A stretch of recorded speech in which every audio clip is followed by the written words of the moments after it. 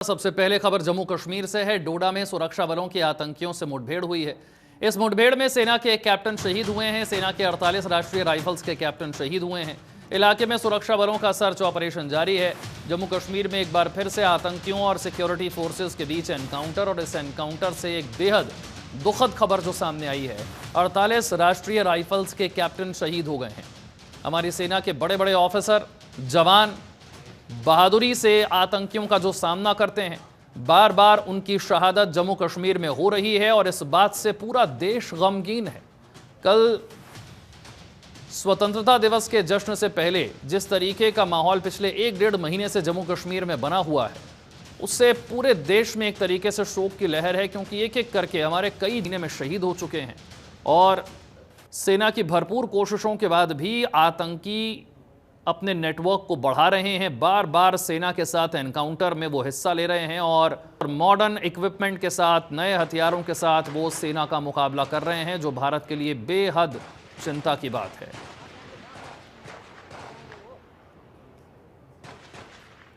जम्मू कश्मीर में एक वक्त ऐसा लग रहा था जब आतंकियों का सफाया होने के करीब है, लेकिन पिछले कुछ महीनों के दौरान जिस तेजी के साथ आतंकी घटनाएं बढ़ी हैं, वो सोचने को मजबूर कर रही हैं भारत को कि आखिरकार कमी कहां रह रही है, चूक कहां हो रही है। आतंकियों के नेटवर्क को तोड़ क्यों नहीं पा रहे हैं हम? क्या ये इंटेलिजेंस फेलियर है? क्या कोई और वजह है कि आतंकियों की तादाद बढ़ती जा रही है? आए दिन आतंकी सेना के साथ एनकाउंटर में, मुठभेड़ में मारे जरूर जा रहे हैं, लेकिन सेना को नुकसान भी बहुत पहुंचा रहे हैं। इलाके में सुरक्षा बलों का सर्च ऑपरेशन जारी है, लेकिन आमतौर पर हमने देखा है कि घने जंगल वाले जो इलाके हैं, पहाड़ी इलाके हैं, यहां पर घात लगाकर आतंकी बैठे रहते हैं और वो अपना टारगेट तय कर लेते हैं। उन्हें सेना के मूवमेंट की जानकारी मिल जाती है और फिर वो सेना पर अटैक करने का काम करते हैं। इसके बाद इनको ढूंढना मुश्किल होता है।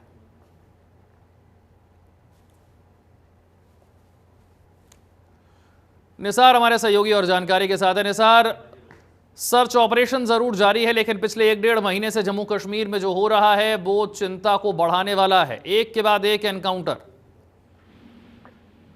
जी, यकीनी तौर पर विशाल अगर देखा जाए तो जिस तरह से पिछले कई महीनों से जो जम्मू कश्मीर में खासकर जो जम्मू खिता और चिनाब वैली है, वहां पे जिस तरह से तनाव का माहौल बना हुआ है, तो उसके पेश नजर आज तकरीबन अगर बात की जाए तो तकरीबन 4 जगहों पे इस वक्त जम्मू कश्मीर में खिते चिनाब और जम्मू खिते में, जिसमें अनंतनाग का जिला भी शामिल है, तो वहाँ पे एनकाउंटर पिछले कई दिनों से जारी है। तो कल शाम जब जो डोडा जिला का जो पटनी टॉप इलाका है, वहाँ पे अक्सर जो एक फॉरेस्ट एरिया है, वहाँ पे जब कल शाम को देर गए जो सूचना मिली सिक्योरिटी फोर्सेस को वहां पे कुछ मिलिटेंट्स की मौजूदगी है। जब वहां के करीब, इस फॉरेस्ट एरिया के करीब वहां पे फौज पहुंची, तो जो वहां पे जो टेररिस्ट मौजूद थे उन्होंने अपर रीचेस की तरफ अपना जो वहां चले गए। तो उस दौरान वहां पे दोनों तरफ से गोलियों का तबादला शुरू हुआ। वहां पे कुछ देर तक, अगरचे अंधेरे के बायस वहां पे कुछ देर गोलियों का सिलसिला थमा रुका। उसके बाद जब सुबह सवेरा हुआ तो वहां एक बार फिर गोलियों का सिलसिला दोनों तरफ से शुरू हुआ। तो इस दौरान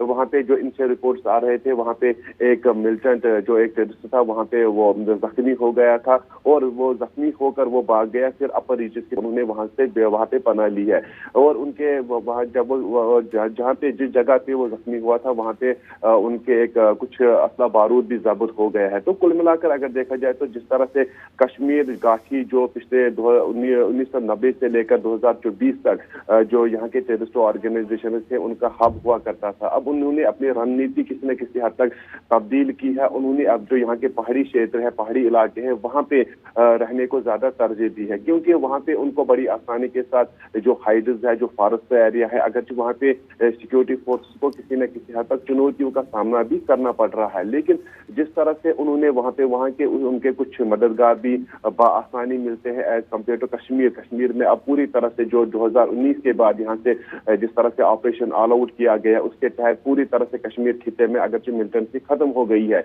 लेकिन अब जिस तरह से जो फॉरेस्ट एरियाज है, खासकर जो जम्मू खिते के जो डोडा, रियासी, कठुआ या पीर पंचाल के किश्तवाड़ या कुकर्रा का गडोल एरिया है, वहां पे जो फॉरेस्ट एरिया आता है वहां के अपर रीचेस में मिलिटेंट ज्यादा रहने को तरजीह देते हैं, क्योंकि वहां पे अक्सर ये होता है कि जो नोमैड्स लोग वहां पे रहते हैं वो जब गर्मी के आयाम आते हैं तो गर्मी में ज्यादातर वो कश्मीर का रुख करते हैं। उनके जो आरजी वो शेड्स होते हैं वहां पे होते हैं, वहां पे मकान होते हैं, उनमें ज्यादातर मिलिटेंट्स रहते हैं या इन जंगलों में वो हाइड्स भी बनाते हैं जहां पे छुपने में उन्हें आसानी होती है। अगरचे फौज को पूरी तरह से वहां पे जो हिली एरियाज है पूरी तरह से वहां तक उनकी रसाई नहीं होती है, लेकिन जिस तरह से सिक्योरिटी एजेंसी पिछले कई महीनों से मेहनत कर रही है, मशक्कत कर रही है, उनको दाद देनी पड़ेगी, क्योंकि जिस तरह से जो अपर रीचेस है वहां पे किसी न किसी जगह पे दरअंदाजी भी होती रहती है। जी शुक्रिया इस जानकारी के लिए।